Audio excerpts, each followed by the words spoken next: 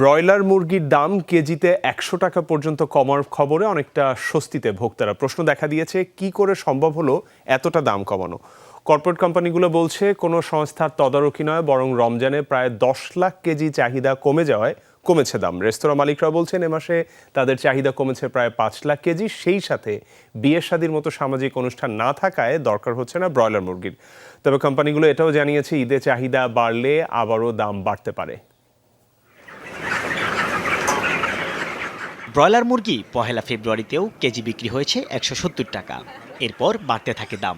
ধারাবাহিকভাবে বাড়তে বাড়তে ২৩ মার্চ রমজানের আগের দিন বিক্রি হয় ২৭০ থেকে ২৯০ টাকায়, যা ২৮ মার্চ বিক্রি হয় কম বেশি ২০০ টাকায়, অর্থাৎ কেজিতে কমেছে ১০০ টাকা। পোল্ট্রি অ্যাসোসিয়েশনের হিসেবে দেশে প্রতিদিন পোল্ট্রি মুরগির চাহিদা ৩৫ লাখ কেজি। এর মধ্যে বিভিন্ন কর্পোরেট কোম্পানি থেকে আসে ৭ লাখ, আর বাকি ২৮ লাখ কেজি আসে বিভিন্ন খামার থেকে। জানা গেছে রমজানে ব্রয়লার মুরগির চাহিদা কমে প্রায় ১০ লাখ কেজি। এ সময় বন্ধ থাকে বিভিন্ন সামাজিক অনুষ্ঠান ও রেস্তোরাঁ। স্বাভাবিক সময়ে রেস্তোরাঁয় প্রতিদিন ৭ লাখ কেজির চাহিদা থাকলেও রমজানে তা নেমে আসে ২ লাখ কেজিতে। দাম কমার নেপথ্যে এই বিষয়টিও কাজ করছে বলে মনে করেন ব্যবসায়ীরা। রমজানে সারা বাংলাদেশের রেস্তোরাঁ 95% রেস্তোরাঁই বন্ধ থাকে।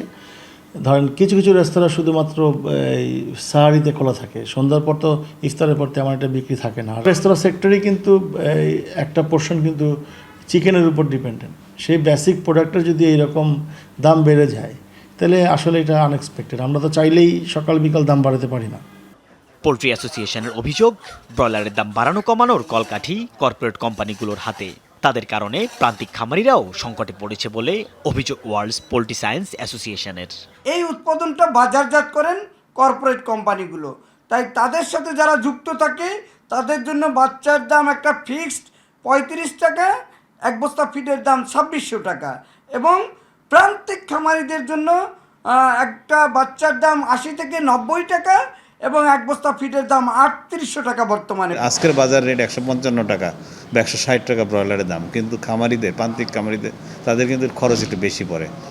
তাদের কিন্তু প্রায় ৭০ টাকা ৭৫ টাকা করে আমরা বলেছি, ১০ থেকে ১৫ টাকা লস করতেছে।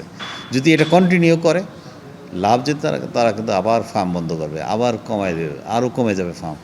রমজানে চাহিদা কমার কথা স্বীকার করেছে কর্পোরেট কোম্পানিগুলোও। তারা বলছেন সরকারি সংস্থাগুলোর তদারকি বড় ইস্যু নয়, চাহিদা বাড়তে থাকলে দামের উপর প্রভাব পড়বে।